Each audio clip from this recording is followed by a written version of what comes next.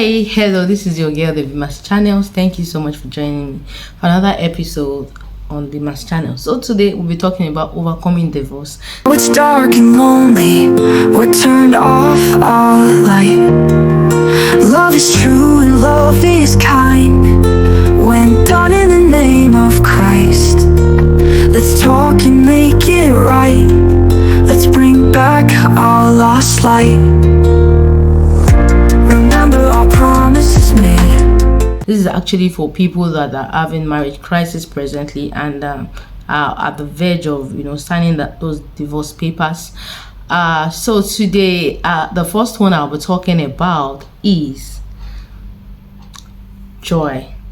Yeah, but before I mention joy, just like everything that is happening in our days presently, we see a lot of families that are they're just in so much unrest because of emotional traumas, infidelity, trust issues, things that they cannot just warrant for, and they can just think of, was this the man I married or was this the woman I married? And this has actually been so bothersome to them. So number one thing I would say is, in this process, this is the time not to lose your joy. Remember, the Bible makes us understand that it is true joy that you'll be able to draw out salvation from the draw out water from the well of salvation. So this is not the time for you to lose your joy. You need this joy to be able to stand firm even when it seems as if there is nothing more. Yeah, don't lose your joy, because when you have joy, you'll be able to think of the right things and you'll be able to see the loopholes, the things that you've actually not been working on. Yes. Another one I'll be talking about is to don't be fearful. Throw away that fear. Yes, you don't need it, because the devil will look for ways that he can use to that disrupt you, make you feel as if you are worth nothing, make you feel as if it is over. And some people might end up committing suicide just because they allowed fear, because they would have allowed the enemy to start whispering things that are not supposed to be, instead of whispering solutions to them. So today I'll be drawing out some things that you can just check out, which will help you in overcoming that divorce. Okay, so you might end up not even going through the divorce, and just look at the things that is actually from within. Okay, so another thing I would actually like to emphasize also is faith. Yeah, the third one, faith. You must not lose your faith in God. Believe me, faith is something we Christians must hold on to, because faith is actually it gives us some sort of leverage against whatever thing that we are going through in life. When we have faith, we are able to overcome. Remember when he or she said they are going to get married to you and you were expecting them in church, they came, right? You had faith that they were going to come. The same way that you had faith that the person is going to come is the same faith you should look at the same way, and trust God that the marriage is not going to end, and trust God that this home is going to work, this marriage is going to work. Your children are not going to become fatherless, your children are not going to become motherless and like that. You're not going to marry a second wife. Yeah, just have that mindset and believe God totally, because God is able to bring it to pass. Okay, so number 4 thing, now we are now going in depth on how to truly overcome that divorce, how to avoid that divorce from happening. You have to communicate your differences. There are some spouses that they are just I'll call them, they don't talk. They are introvert. They don't really say much, but they have a lot inside them. And some are extrovert. They can say everything you so desire from them.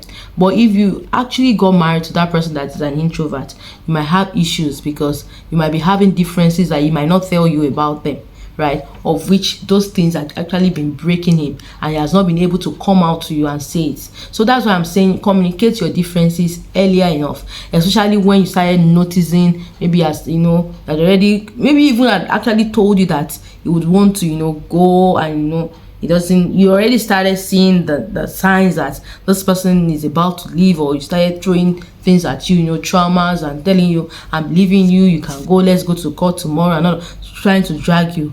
First of all, be at peace, like I said earlier, and communicate your differences. What are the things that I do that you don't like? What are the things that, or even before, some people might be so defensive, like, I told you to tell you, now I told you yesterday, I told you last year that this shoes I don't like it, this color I don't like it, this food I don't like it, but you kept on giving it to me. You think I want to continue with this marriage? You think, you're just giving me stress, you are not emotional, as in you're not romantic, you're not affectionate, things like that. They can give a lot of excuses, but as much as they have, they are giving these excuses, you must not shout, you must not be angry. Just listen and look in between. See, most of the secrets in life is looking in between the things that are happening. When you are looking at the outward. Now let me just give an instance. The devil can shout, but when God wants to talk to you as a child of God, he will just come silently in between. Remember, very quiet, and he will say it, and that's the solution.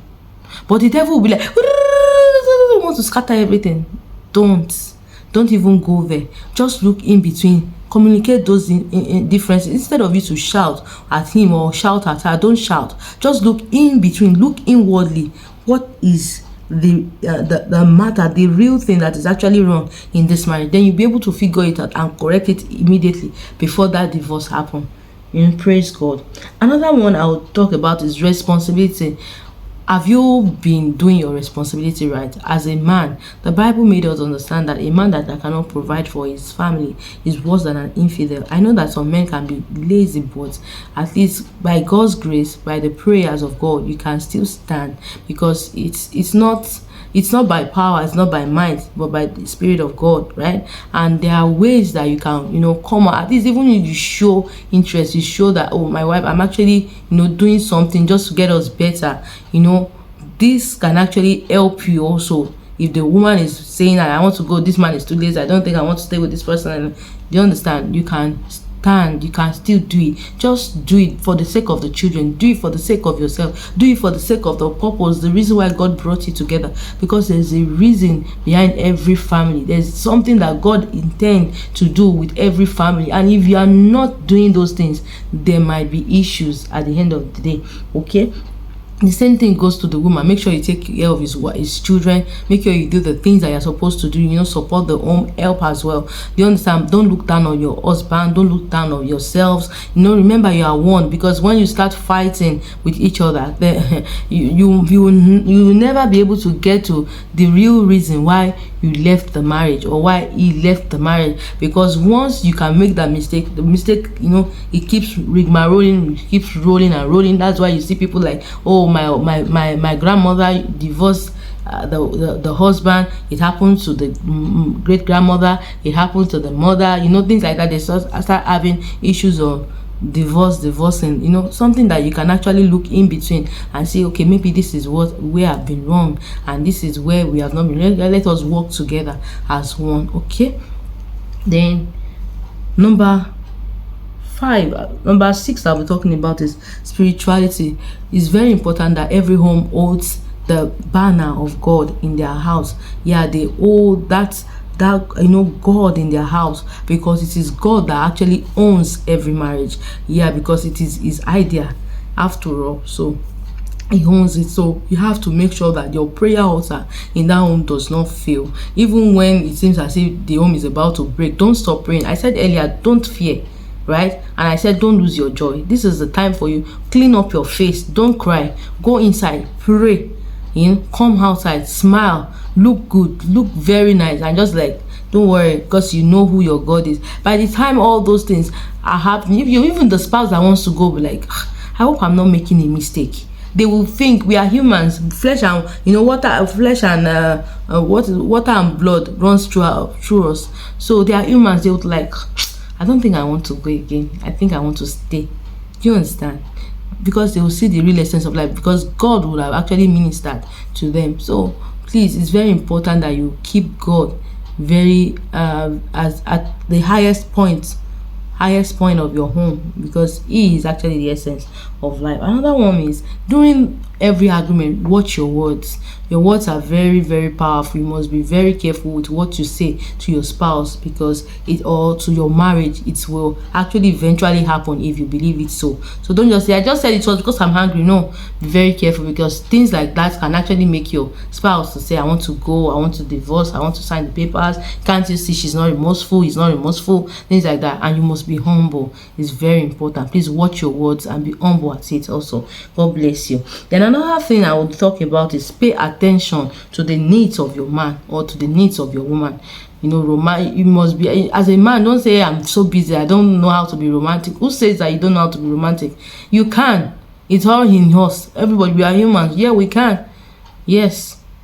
So you can be affectionate towards one another, know their needs, the things they so much desire, the finances, you know, the family support, that you want you around, the children, the kids. You know, don't just leave the kids to the woman. Just no. Sometimes they just need the fatherly love. They just need the fatherly advice and like that. So don't just leave that. Maybe little things. Try and check. Watch my videos on I think I made a video on needs for, I think for spouses, right? I'm not really sure about the title that I placed. You can watch my video on that, then you'll be able to know that truly it's really worth the while.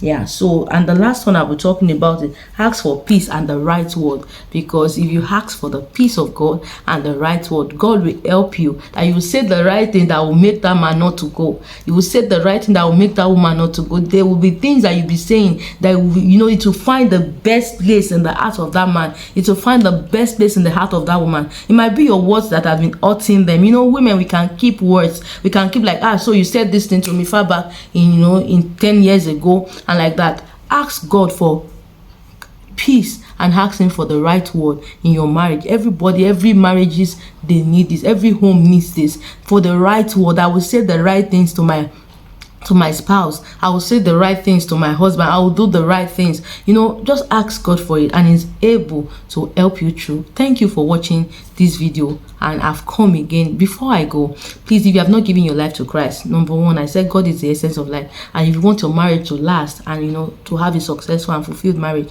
you need God in that home. So just say this prayer with me. Lord Jesus, thank you for your word today. Lord, I ask that you forgive me my sins. I ask, oh God, that you wash me with the blood of Jesus Christ.